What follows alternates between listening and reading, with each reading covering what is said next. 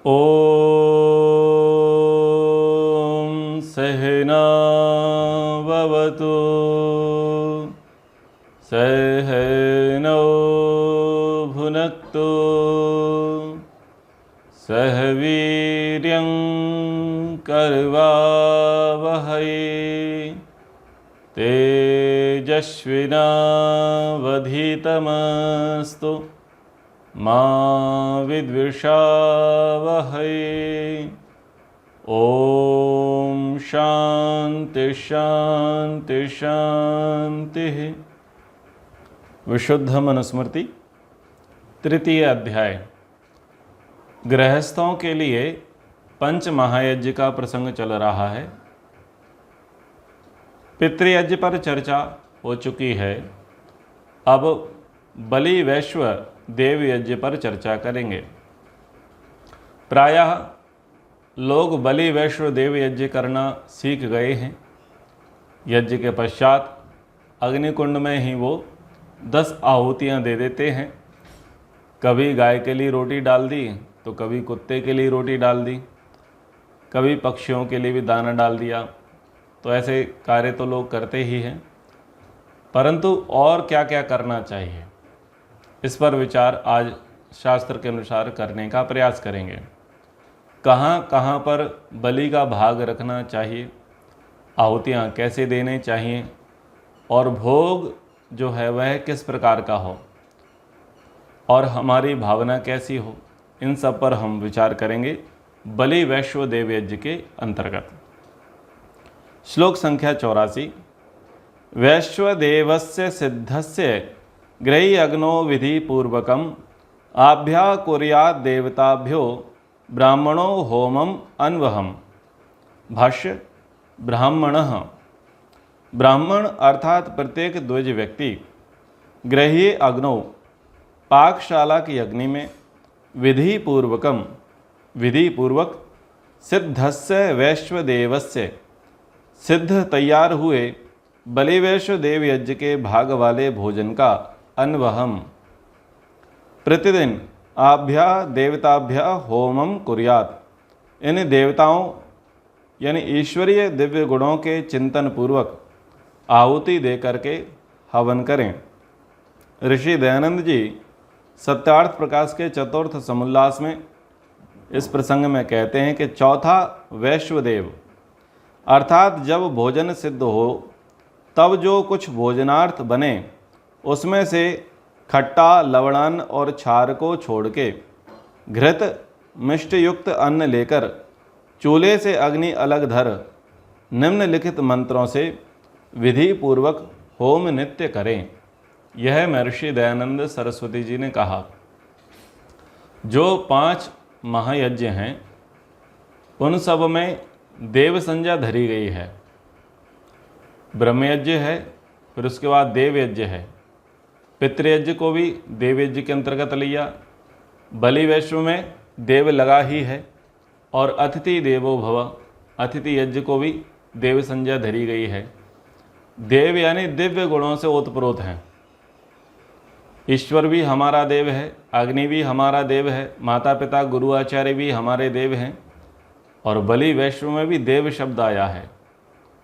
सब में देव समझ में आता है, इसमें देव क्या है?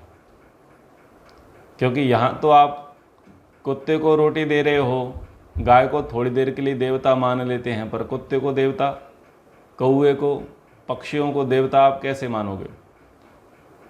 विचार करना पड़ जाता है व्यक्ति के लिए, भाई ये पूजा के अंतर्गत कैसे आएगा, इसमें देवताओं की पूजा कैसे होगी? तो यहाँ पर दिव्य गुणों की पूजा है। ईश्वर के दिव्य गुणों को ध्यान में रखते हुए, ईश्वर की शक्तियों को ध्यान में रखते हुए यहाँ पर आहुतियाँ हैं। ईश्वर के अच्छे गुणों के लिए, वो गुण हमें प्राप्त हों, उन गुणों से हमें सुख हो रहा है और ईश्वर की शक्तियाँ, जिन शक्तियों से हम लाभ ले रहे हैं, वो शक्तियाँ भी हमारे लिए देव हैं। फिर उसके सदृश ईश्वर की व्यवस्थाएं हैं जो देव सदृश हैं, देवतुल्य हैं, जो हमारे लिए बहुत उपकारी हैं, इसलिए वह देव हैं। और थोड़ा समझें, बलि वैश्व जो यज्ञ है ये आपको मानव से देवता की ओर लेकर के जाता है। यही एक ऐसा यज्ञ है। कारण संक्षिप्तता समझ ले, कई बार बोल चुका हूँ।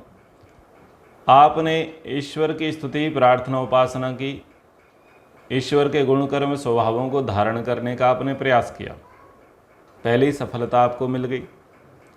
दूसरा, आपने देव यज्ञ किया, देवताओं को संतुष्ट किया, अग्निहोत्र किया, पर्यावरण की शुद्धि की, वहाँ भी आपको आशीष प्राप्त हुआ, वहाँ भी आपको सफलता मिली।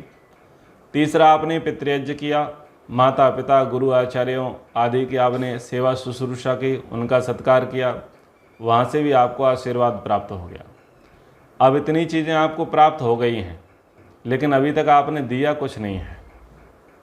3 लोगों से प्राप्त कर लिया, ईश्वर से प्राप्त कर लिया, देवताओं से प्राप्त कर लिया, माता पिता गुरुजनों से प्राप्त कर लिया, लेकिन अब चौथे नंबर पर वो लोग हैं जिनके पास अप्राप्त है, जो आपसे बल में कम है, आयु में कम है, ज्ञान में कम है, साधन में कम है, वो अप्राप्त लोग हैं।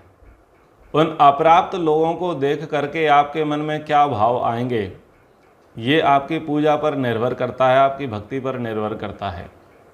यदि आप अपनी से आयु में, बल में, विद्या में, गुणों में, रूप में जब लोगों को छोटा पाते हैं और छोटों को देख करके आप घृणा के भाव लेकर के आते हैं, इसका अर्थ यह है कि आपकी पूजा व्यर्थ है, आपकी संध्या व्यर्थ है, आपका हवन व्यर्थ है, आपकी माता पिता की सेवा व्यर्थ है। क्योंकि प्रैक्टिकल लाइफ तो वही है जब आप अपने से छोटों को देखते हो।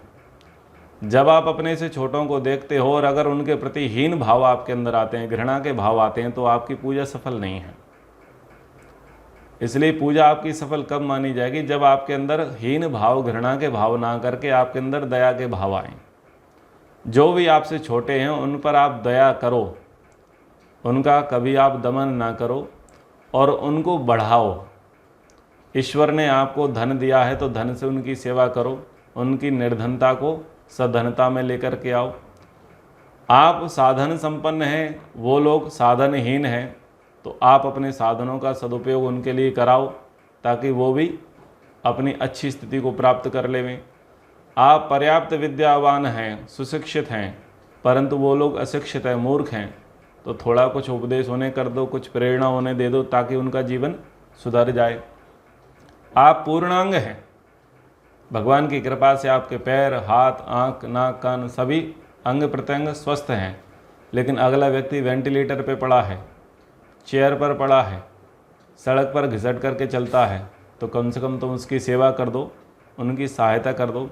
यानी आपके पास जो कुछ भी है उपलब्ध, उस सब का महत्व, उस सब की परीक्षा कहाँ पर है? बलि वैश्व देवयज्ञ में है। यदि आप अपने से छोटों के प्रति दया का भाव करते हो, दया का भाव रखते हो, तो आप उनके लिए देवता बन जाओगे। तो ये यज्ञ ही ऐसा है जिसको आप करते हो तो ये आपको देव बना देता है। और यदि हम यहाँ पर अपने से छोटों के प्रति घृणा का भाव रखते हैं, तो घृणा का भाव रखेंगे, सीधी सी बात है, फिर हम दमनकारी होंगे। जब दमनकारी होंगे तो हम उनके लिए कौन बन जाएंगे? दानव बन जाएंगे।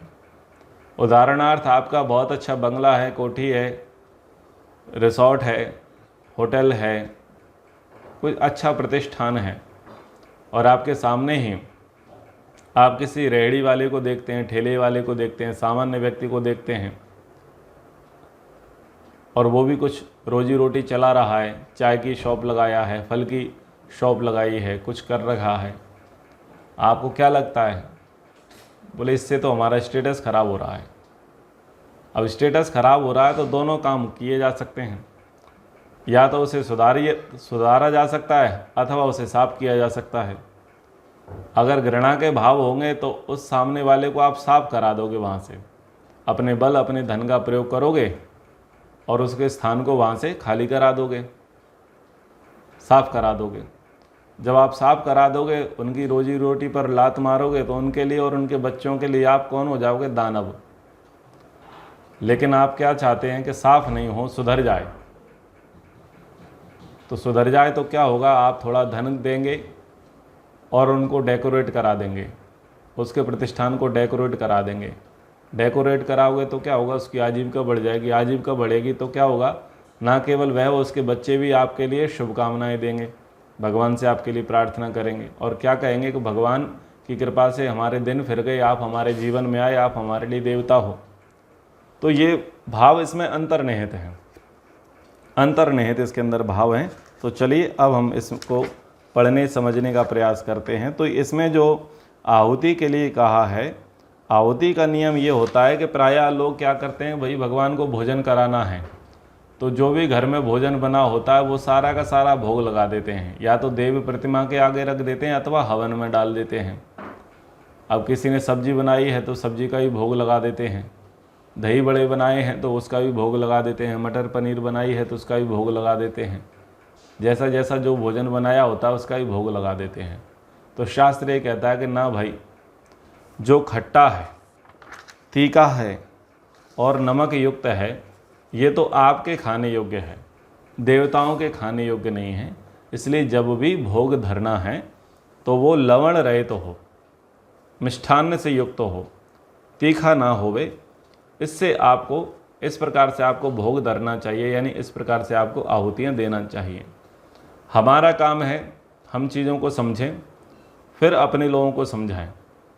हम भी नमकीन, तीखा, खट्टा और नमक युक्त भोजन की आहुतियाँ ना देवें। और जहाँ जहाँ हमारे आसपास के लोग हैं जिनसे हमारा मेल जोल है, उनको भी हम बताने का प्रयास करें कि इस प्रकार से नहीं करना चाहिए, शास्त्र में इसके लिए निषेध है। तो अब आहुतियाँ देनी हैं, तो आहुतियाँ किस प्रकार से देनी हैं? तो कहा, अग्नेः सोमस्य चैवादो तयोश्चैव समस्तयो विश्वेभ्यश्चैव देवेभ्यो धन्वन्तरयः एव च। जैसा कि पूर्व में कहा कि ईश्वरीय गुणों के लिए और ईश्वर की शक्ति के लिए यहाँ पर बलि वैश्व देवयज्ञ के अंतर्गत आहुति दी जाती है, भाग दिया जाता है, यानी उसको नमन किया जाता है। जैसे संध्या में मनसा परिक्रमा मंत्रों के अंतर्गत ईश्वरीय गुण, ईश्वर की शक्ति के लिए हम क्या करते हैं, नमन करते हैं। प्राची, प्रतीचि, उदीची, दक्षिणा, ध्रुवा, ऊर्ध्वा, 6 दिशाओं में 6 दिशाओं के अधिपति मान करके हम वहाँ उस शक्ति के लिए नमस्ते करते हैं, नमन करते हैं, सत्कार करते हैं, आदर का भाव रखते हैं। बस वैसे ही अगर आप वहाँ समझ गए हैं तो यहाँ भी समझने में कोई असुविधा नहीं होगी। यहाँ पर कहा आदौ, तो आदौ और अथ जो शब्द हैं ये आरंभ के लिए आते हैं। तो यहाँ कहा प्रथम, अग्नेः सोमस्य च एव।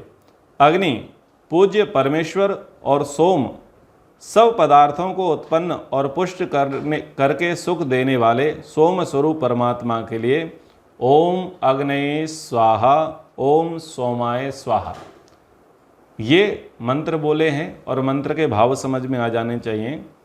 पूज्य परमेश्वर और सब पदार्थों को उत्पन्न करके उनको पुष्ट करने वाला और जिससे हमें सुख मिलता है, उन पदार्थों का भक्षण करके हमें सुख मिलता है। पदार्थ जो वनस्पतियां हैं, फल हैं, उसमें रस होता है, रस होता है तो हमें अच्छा लगता है, और अगर उसमें रस ना हो तो अच्छा ना लगे। तो अग्नि स्वाहा और सोमाय स्वाहा एक प्रकार से किसके लिए? अग्नि यानी सूर्य, सोम यानी चंद्रमा, ठीक है ना। अब सूर्य और चंद्रमा से क्या हो रहा है, ये सब वृक्ष वनस्पतियां हमें, इनसे हम लाभ ले पा रहे हैं। प्रकाश संश्लेषण की क्रिया होती है, तब जाकर के ये जो वृक्ष हैं इन सब की क्रियाएं घटती हैं, इन सब के व्यवहार सिद्ध होते हैं। और चंद्रमा की शीतलता से क्या होता है, उनके अंदर रस आता है। अब सूर्य और चंद्रमा दोनों हमारे लिए काम कर रहे हैं और हम उस रस का पान कर रहे हैं, तो उस रस को लेकर के हमें सुख मिलता है। लेकिन ये जो सूर्य और चंद्रमा जो कार्य कर रहे हैं, जो अग्नि और सोम शक्ति है, वो किसकी है? वो ईश्वर की है। तो इसलिए ईश्वर के उस गुणों को नमस्ते करते हुए, प्रणाम करते हुए ये वहाँ पर आहुति है। फिर कहा तयो समस्तयो, उन्हीं देवताओं के सर्वत्र व्याप्त रूपों के लिए संयुक्त रूप से ओम अग्नि सोमाभ्याम स्वाहा, इस मंत्र के द्वारा अग्नि जो प्राण अर्थात सब प्राणियों के जीवन का हेतु है, और सोम जो अपान अर्थात दुख के नाश का हेतु है, और विश्वेभ्य देवेभ्य एव यानी विश्व देवों, संसार को प्रकाशित या संचालित करने वाले ईश्वरीय गुणों के लिए ओम विश्वेभ्य देवेभ्य स्वाहा, इस मंत्र द्वारा, तथा धन्वंतरई एव धन्वंतरी जन्म मरण आदि के अवसर पर आने वाले रोगों का नाश करने वाले ईश्वरीय गुण के लिए हमारा नमस्कार है, स्वाहा है। ओम धन्वंतरी स्वाहा। बलि वैश्य देवयज्ञ में इस मंत्र से हम आहुति देवें। तो जैसे आपने अग्नि और सोम को समझा, वैसे ही यहाँ पर इन आहुतियों को भी थोड़ा संक्षिप्तता समझने का प्रयास करें। तीसरी आहुति बताई अग्नि सोमाभ्याम स्वाहा। तो अग्नि और सोम का जो मिला जुला स्वरूप है,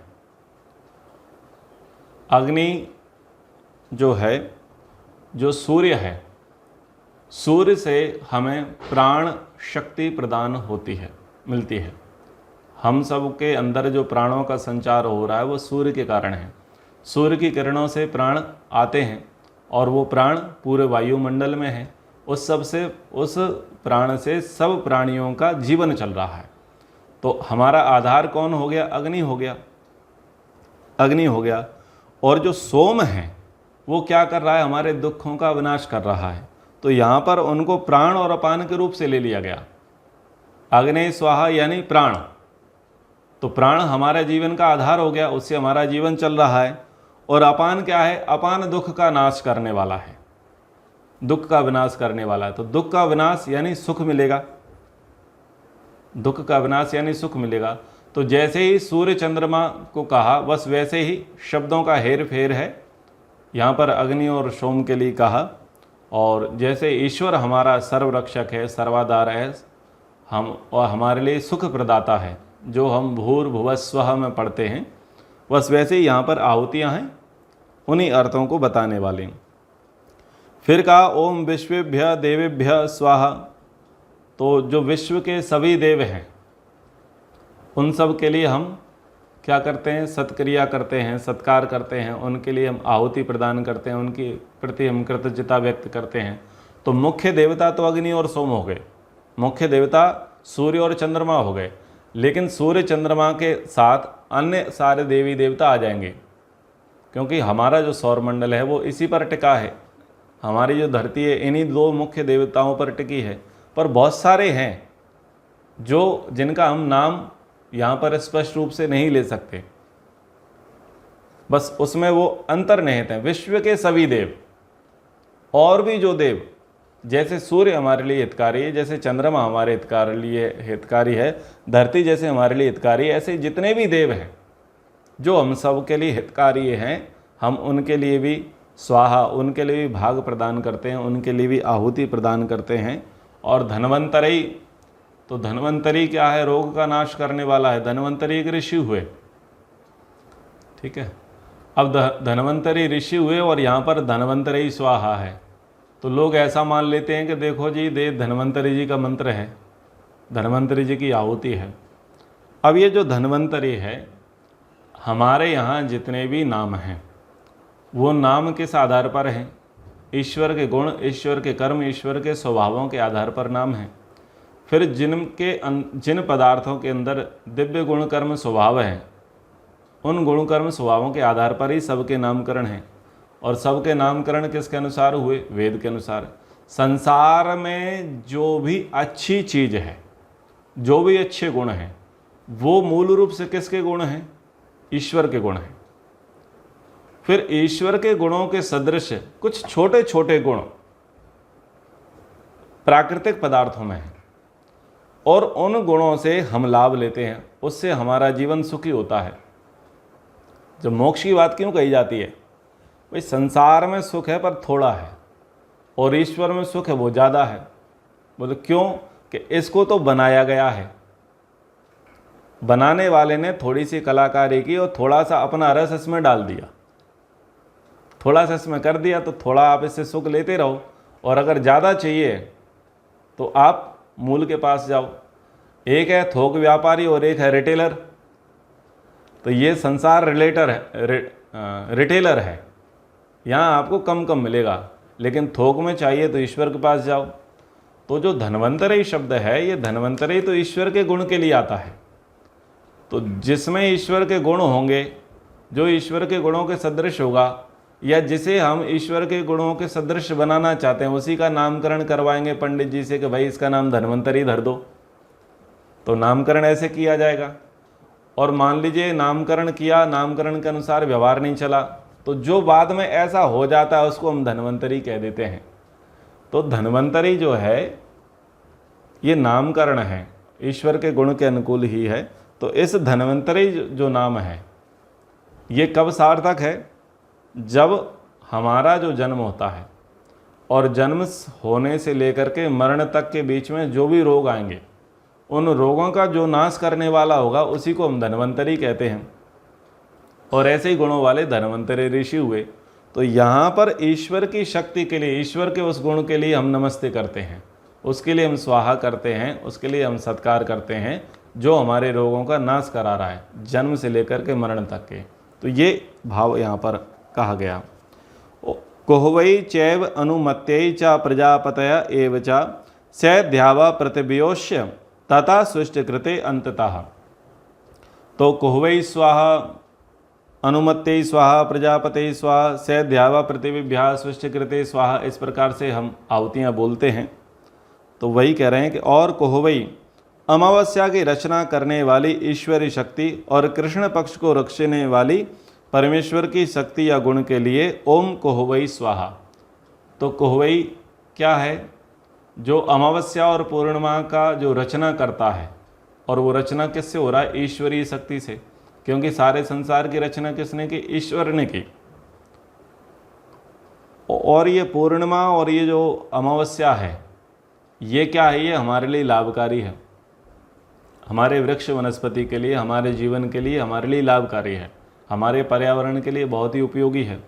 तो ईश्वर की शक्ति से ये पूर्णिमा और अमावस्या की रचना हुई, और पूर्णिमा और अमावस्या की शक्ति से हमारा पालन हो रहा है, इसलिए हम इनके लिए स्वाहा करते हैं, इनके लिए हम धन्यवाद करते हैं।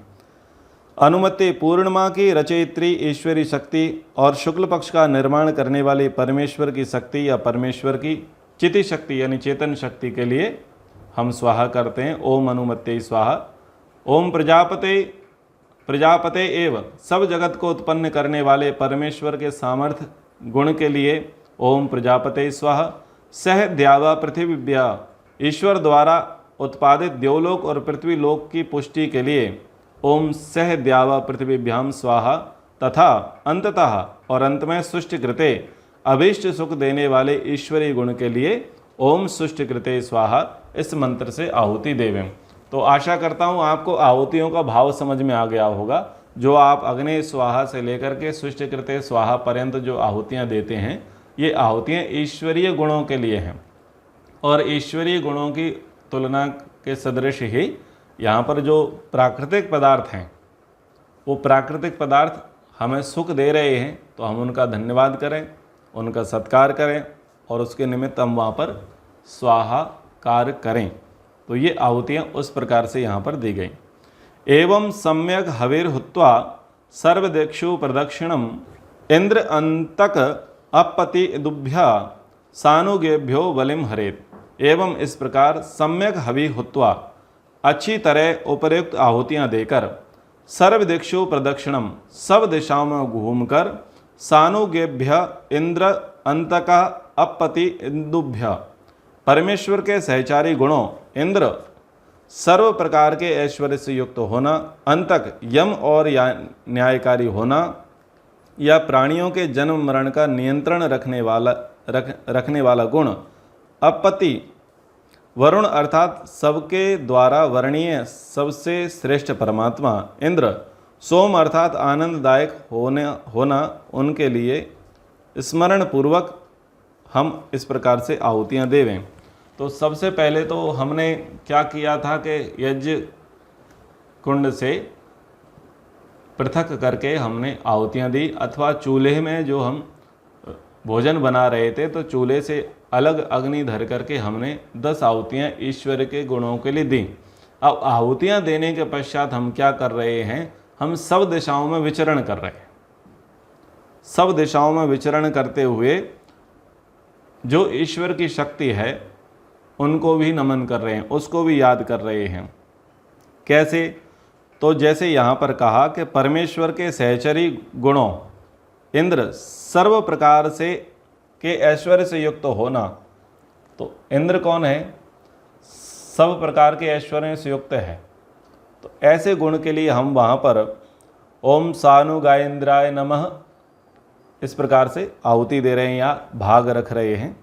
फिर अंतक यानी यम और न्यायकारी गुण या प्राणियों के जन्म मरण का जो नियंत्रण रखने वाला है उसके लिए हम वहाँ पर आहुति दे रहे हैं ओम सानुगाय यमाय नमः। इस प्रकार से हम वहाँ भाग रख रहे हैं। फिर वरुण अर्थात सबके द्वारा वर्णीय सबसे श्रेष्ठ परमात्मा के लिए ओम सानुगाय वरुणाय नमः इस प्रकार से वहाँ भाग रख रहे हैं। और सोम आनंददायक होना, इसके लिए ईश्वर जो है हमारे लिए आनंददायक है, ओम सानुगाय सोमाय नमः इस प्रकार से हम वहाँ पर भाग रख रहे हैं। तो किस किस दिशा में रख रहे हैं? सानुगायेंद्राय नमः से हम पूर्व दिशा में रख रहे हैं, सानुगाय यमाय नमः से हम दक्षिण दिशा में रख रहे हैं, सानुगाय वरुणाय नमः से हम पश्चिम दिशा में रख रहे हैं, सानुगाय सोमाय नमः से हम उत्तर दिशा में रख रहे हैं। तो इस प्रकार से हमको अपने घर के चारों दिशाओं में आहुति बलि यानी भाग रखना चाहिए दिशाओं में। तो उस दिशा से जो भी पशु पक्षी आएगा वो उसका भक्षण कर लेगा, लेकिन जो हमने रखा है वो ईश्वरीय गुणों के लिए रखा है। ये ठीक वैसे ही है जैसे मैंने पूर्व में कहा प्राची प्रतीची उदीची दक्षिणा ध्रुवा ऊर्ध्वा, जिस प्रकार से 6 दिशाओं में हम ईश्वरीय शक्ति को नमस्ते करते हैं, रक्षण भाव को नमस्ते करते हैं, कृतज्ञता व्यक्त करते हैं, बस वैसे ही यहाँ पर कृतज्ञता व्यक्त करना है।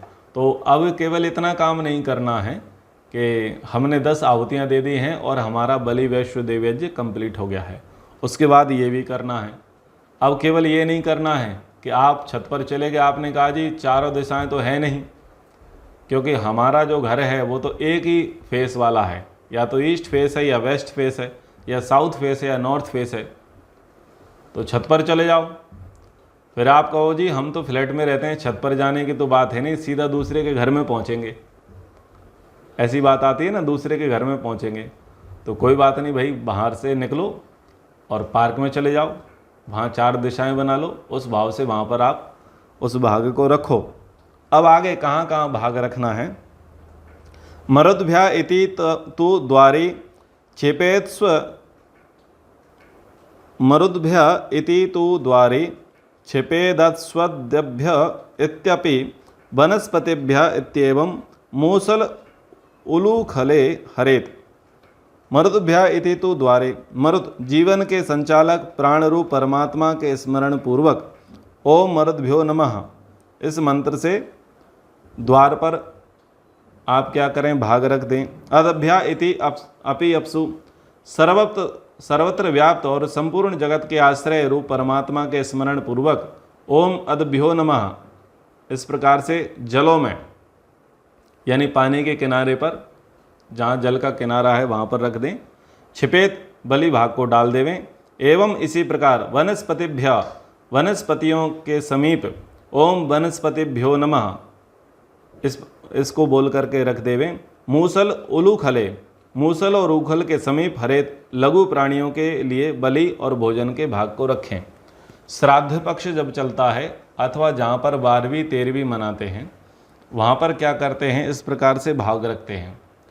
तो पहले तो देखो आपने 10 आहुतियाँ दे दी हैं, उसके बाद आपने 4 बार नमस्ते किया, 4 बार ईश्वर को याद किया, तो चारों दिशाओं में रख दिया। फिर घर के दरवाजे पर रखना है। घर के दरवाजे के बाद आपको क्या करना है, जहाँ पर जलाशय है, जल का भंडार है, वहाँ पर आपको भाग देना है। तो प्रायः लोग क्या करते हैं, मछलियों को आटा देने जाते हैं, ये उसी का भाग है। फिर क्या होता है, वनस्पति। वनस्पति में क्या होता है, लोग ज़्यादातर पूजनीय पेड़ किनको मानते हैं, आंवले को मानते हैं, पीपल को मानते हैं। और क्या करते हैं, इनकी जो जड़ें होती हैं, इन जड़ों में वो पंजीरी रख करके आते हैं। जो कथा में पंजीरी बनती है ना, पंजीरी रख करके आते हैं। अथवा क्या करते हैं, कुछ लोग कहते हैं साहब तुम्हें पितृदोष है तो तुम ऐसा करो कि नारियल का गोला लो, नारियल के गोले में शक्कर और घी भरो और पीपल का जो पेड़ है उसकी जड़ में जाकर के गाड़ आओ।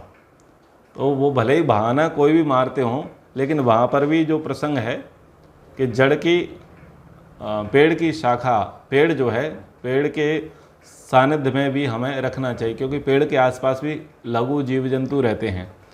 फिर इन्होंने कहा कि मूसल और उलूखले, उखल मूसल और जो उखल है, ये वही हैं जो 5 हिंसा के भाग बताए थे,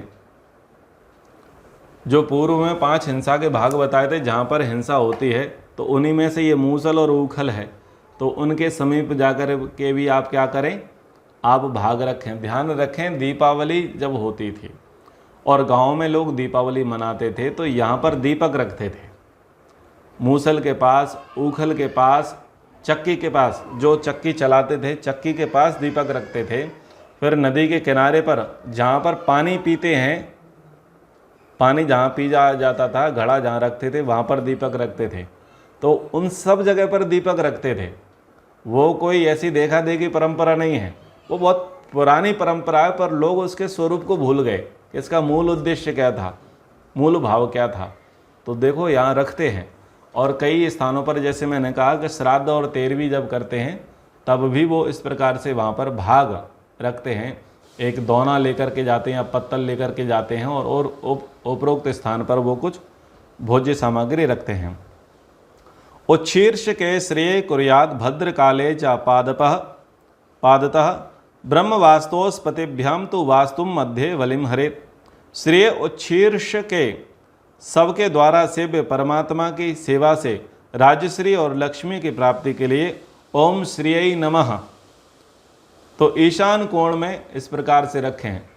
तो बहुत सारे लोग घरों के दरवाजे पर या अलमारी के आसपास क्या लिखते हैं, ओम श्रीय नमः, लक्ष्मी की प्राप्ति के लिए।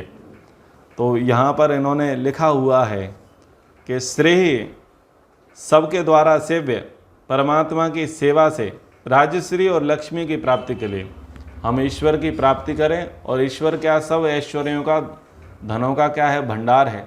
तो ईश्वर की कृपा से हमें लक्ष्मी की प्राप्ति होवे। तो ईशान कोण में, ईशान ऐश्वर्य की दिशा कही जाती है, ईशान कोण में जा कर के हम वहाँ पर भाग रखें। और भद्रकाली पादतः परमात्मा की कल्याणकारी शक्ति की प्राप्ति के लिए ओम भद्रकाले नमः पृष्ठभाग यानी नैऋत्य कोण की ओर बलि भाग रखें। तो ईशान, आग्नेय, नैऋत्य, ईशान जिस तरफ होगा उसके बिल्कुल पादता, बिल्कुल अपोजिट होगा नैऋत्य दिशा, नैऋत्य दिशा होगी, उस दिशा में बलि भाग रखें। फिर ब्रह्म वास्तोस्पतिभ्याम, ब्रह्म वेद विद्या की प्राप्ति के लिए, वेद विद्या के दाता परमात्मा के लिए, वास्तोस्पति और ग्रह संबंधी पदार्थों के दाता ईश्वर की सहायता के लिए ओम ब्रह्मपते नमः, ओम वास्तोस्पते नमः। इनसे वास्तु मध्य बलिम हरेत, घर के मध्य भाग में लघु प्राणियों के लिए बलि यानी भोजन का भाग रखे। तो घर के बीचों बीच भी रखना है, जिसको आंगन बोलते हैं, बीचों बीच भाग, वहाँ पर भी हमको भाग रखना है। आगे बता रहे हैं, वैश्वेभ्यश्चैव देवेभ्यो बलिम आकाश उत्क्षिपेत देवाचरेभ्यो भूतेभ्यो नक्तं चारेभ्य एव च। और विश्वेभ्य देवेभ्य संसार के साधक गुणों की प्राप्ति के लिए, संसार के संचालक परमात्मा या विद्वानों के दिव्य गुणों की प्राप्ति के लिए आकाशे बलिम उत्क्षिपेत ओम विश्वेभ्यो देवेभ्य नमः। आकाश की ओर अर्थात घर के ऊपर बलि का भोजन रखें, क्योंकि हमसे ऊपर कौन है, जो संसार के साधक हैं, जो संचालक हैं, जो विद्वान हैं, जो हमसे ऊपर हैं, उनको अपने से ऊपर मानते हुए, इस भाव को ध्यान में रखते हुए अपने ऊपर छिड़कना है, फेंकना है। और फेंक नहीं सकते हैं तो क्या करना है आपको, आप घर की छत पर जा कर के रख दें। तो ध्यान देवें, जैसे पहले नारियल फोड़ते थे या कोई प्रसाद चढ़ाते थे तो लोग ऐसे ही करते थे, पहले ऐसे पूर्व दिशा में, फिर उत्तर दिशा में, फिर दक्षिण दिशा में, फिर पश्चिम दिशा में भाग रखते थे बैठा बैठा व्यक्ति। फिर वो ईशान कोण में डाल रहा है, फिर वो नैऋत्य कोण में डाल रहा है, फिर वो क्या कर रहा है, ऊपर भी छिड़कता था। ऐसे आपने देखा होगा लोगों को पूजा पाठ करते हुए ऊपर भी छिड़क रहा है। वो इसी भाव को लेकर के है कि आपसे ऊपर कौन है, आपसे ऊपर जो है संसार के साधक गुण हैं, ठीक है, संसार के संचालक गुण हैं, विद्वान लोग हैं, वो आपसे ऊपर हैं। तो उनको ध्यान में रखते हुए आप वहाँ पर बलि का भाग रखें। ये भावना है, कर्मकांड है, ये सारा क्या है, कर्मकांड है। लेकिन कर्मकांड ज्ञान कांड को प्रदर्शित करता है। कि आप कुछ भी कार्य कर रहे हैं वो भावनापूर्वक करो। जो भी कर्म कांड करते हैं, जो भी पूजा पाठ करते हैं, वो अच्छी भावनाओं को ध्यान में रख करके करो, कामना के लिए नहीं, कामना के लिए नहीं, अच्छी भावनाओं को ध्यान में रख करके, जो अच्छे अच्छे गुण हैं उन गुणों को ध्यान में रख करके उन गुणों की सराहना करो, गुणों की पूजा आप करो। ये आपका धर्म है, ये आपका कर्तव्य है। तो इस प्रकार से यहाँ कहा देवाचरेभ्या भूतेभ्या, दिन में विचरण करने वाले प्राणियों के लिए, और देवाचरेभ्या भूतेभ्या नमः। इस प्रकार से नक्तम चरेभ्या, और रात्रि में विचरण करने वाले प्राणियों के लिए ओम नक्तम चारेभ्यो भूतेभ्यो नमः मंत्र से भोजन का भाग रखें। तो जो दिन में विचरण करने वाले प्राणी हैं और रात्रि में विचरण करने वाले प्राणी हैं, तो रात्रि में विचरण करने वाले जैसे उल्लू है, चमगादड़ हैं, और जो भी रात्रि में विचरण करते हैं उनके लिए आप भोजन का भाग रख दें, क्योंकि वो रात्रि में आएंगे और रात्रि में खा लेंगे। दिन वाले दिन में खा लेंगे, जैसे पशु दिन में आएगा, कुत्ता दिन में आएगा, बाकी वो नियम से सो जाते हैं। जैसे ही संध्या काल हुआ, ये पशु जो हैं, जो पालतू पशु हैं, ग्राम्य पशु हैं, ये सो जाते हैं, लेकिन कुछ रात्रि वाले भी हैं। पृष्ठ वास्तुनि कुर्वीत वलिम सर्वात्म भूतये पितृभ्यो बलिशेषम तु सर्वम दक्षिणतो हरेत। सर्वात्म भूतयो, सब प्राणियों में व्याप्त या आश्रय रूप परमात्मा की सत्ता को स्मरण करते हुए ओम सर्वात्म भूतयो नमः इस भाग से पृष्ठ वास्तुनि बलिम कुर्वीत, घर के पृष्ठ भाग में बलि भाग रखे। घर का जो पिछला हिस्सा है उस पिछले हिस्से में जाकर के भाग रखे। क्या सोच करके? सब प्राणियों में जो व्याप्त है और जो सबका आश्रय भूत है उस परमात्मा को ध्यान में रखते हुए, उस गुणों को ध्यान में रखते हुए। फिर कहा पितृभ्या, माता पिता आचार्य अतिथि वृत्य आदिकों को सम्मान पूर्वक भोजन कराने के कर्तव्य को स्मरण करते हुए ओम पितृभ्य स्वादिभ्य स्वधा नमः इस मंत्र से दक्षिणता हरित, घर के दक्षिण भाग में बलि का भोजन रखें, यानी आहुति प्रदान करें। यानी हम ये याद रखें कि हमारा माता पिता अतिथि सेवक आदि के प्रति भी सत्कार का भाव होवे, उनके लिए भी हमें घर के दक्षिण भाग में ये भोजन रखें। तो भोजन रखने का, भाग रखने का सबका क्रम समझ में आ जाना चाहिए, सबकी भावनाएं समझ में आ जाना चाहिए कि इसकी भावना क्या है। कर्मकांड केवल नहीं करना है कि हमने यहाँ रख दिया, वहाँ रख दिया, इधर रख दिया, उधर रख दिया, तो वो यंत्रवत व्यवहार नहीं करना है। कुछ लोग यंत्रवत व्यवहार करते हैं, कर्मकांड करते हैं। अब व्यक्ति करता चला जाता है। एक व्यक्ति था जो अपने मिलने वाले के पास गया, उसने मनुस्मृति पढ़ी, मनुस्मृति का उपदेश सुना। उसने सुना कि गुरुजी बता रहे हैं कि 10 आहुतियाँ पहले उसमें दो, फिर 4 आहुतियाँ 4 दिशा में दो, फिर ईशान कोण में रखो, फिर नैऋत्य में रखो। फिर उसने देखा कि पीपल के पेड़ के नीचे डालो, छत पर चले जाओ, दक्षिण दिशा में चले जाओ, उत्तर दिशा में चले जाओ, नदी के किनारे चले जाओ।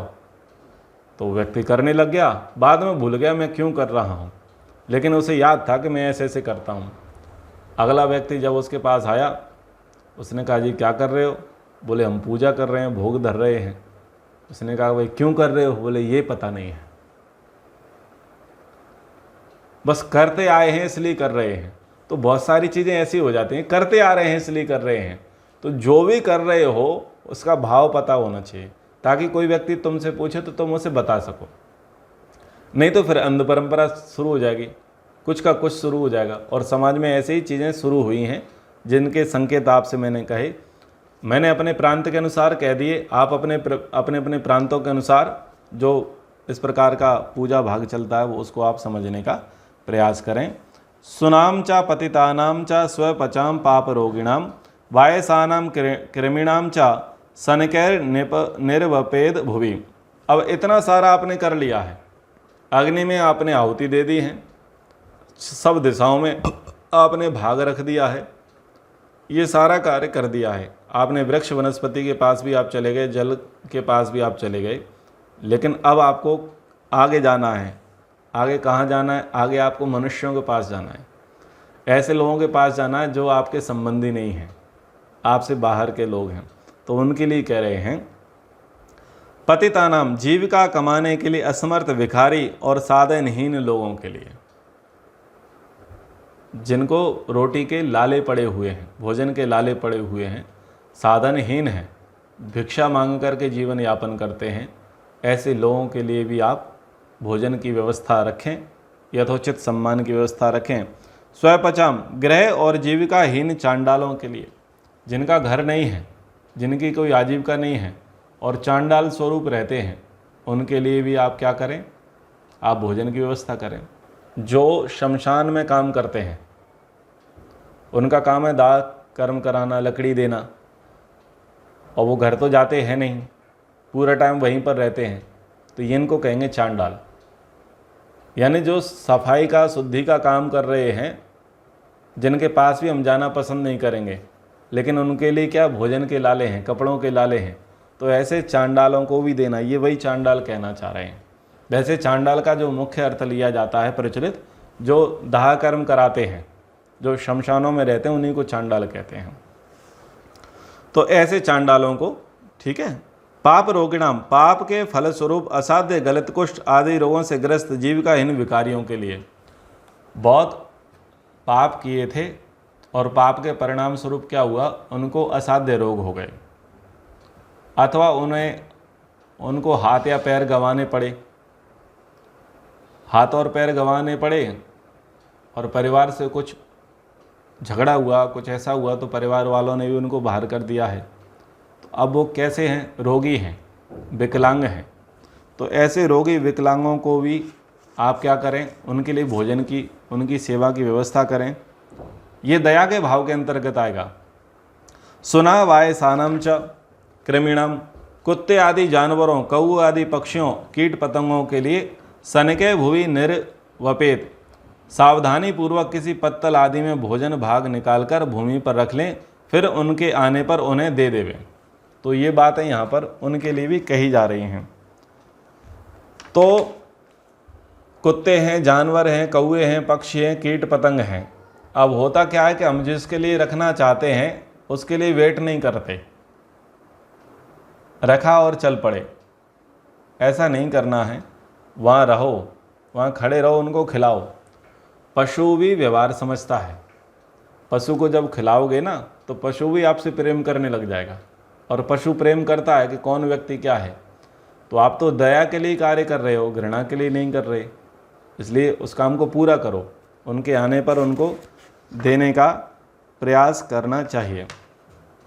अब ध्यान दीजिए, इन्होंने कहा कि जो जीविका कमाने में असमर्थ हैं, भिखारी हैं, जो रोगी हैं, जो विकलांग हैं, असाध्य रोगों से जो ग्रसित हैं, ऐसे लोगों को हमें क्या करना चाहिए, उनको बलि देना चाहिए, उनको भोजन देना चाहिए।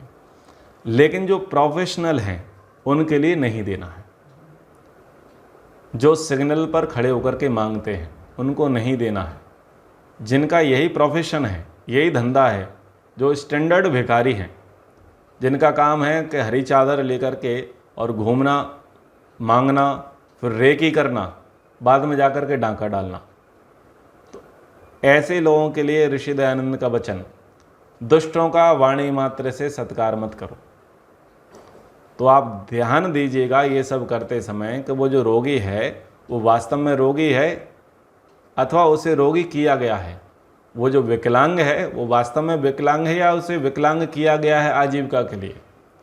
वो जो भिखारी है वो वास्तव में भिखारी है या प्रोफेशनल है। क्योंकि यहाँ हम ये सारे कार्य किस लिए कर रहे हैं, दया के लिए। हम दया के लिए कर रहे हैं और वो व्यक्ति हमें आशीर्वाद दे, हमारे लिए शुभकामनाएं दे, इसी के लिए तो कर रहे हैं। लेकिन होता क्या है कि हम तो दया भाव दिखाते हैं और वो व्यक्ति गाली देता है, असंतुष्ट होता है, बोले ऐसा हमें नहीं चाहिए, इतना हमें नहीं चाहिए, डिमांड करता है। तो डिमांड करने वाला व्यक्ति वहाँ पर अयोग्य है। और अगर आप उसे मना कर दो तो आपको कठोर वचन बोलता है, गालियाँ देता है, तो ये सब दुष्ट है। तो इसलिए ऋषि दयानंद जी ने कहा है कि दुष्टों का वाणी मात्र से भी हमको क्या नहीं करना है, सम्मान नहीं करना है। अंतिम वचन पढ़ते हैं, कुत्ता, पतित, चांडाल, पाप रोगी, काक और कृमि, इन 6 नामों के 6 भाग पृथ्वी में धरे। तो इन 6 प्रकार के लोगों के लिए भी 6 स्थानों पर हमको उनके हिस्से का भोजन रखना चाहिए। तो संक्षिप्तः एक ही कक्षा में हमने ये बलि वैश्व देव यज्ञ पर विचार रखे। इस पाठ को पढ़ा दिया है, व्याख्याएं कम की हैं, चाहते तो इसी पर 3-4 दिन हो जाता, पर कम में काम चला लेना चाहिए। बलि वैश्व देव यज्ञ पर आपने पर्याप्त व्याख्याएं सुन रखी हैं। आगे हम अतिथि यज्ञ पर विचार करेंगे। समय के अनुसार कक्षा को विराम करते हैं। ओम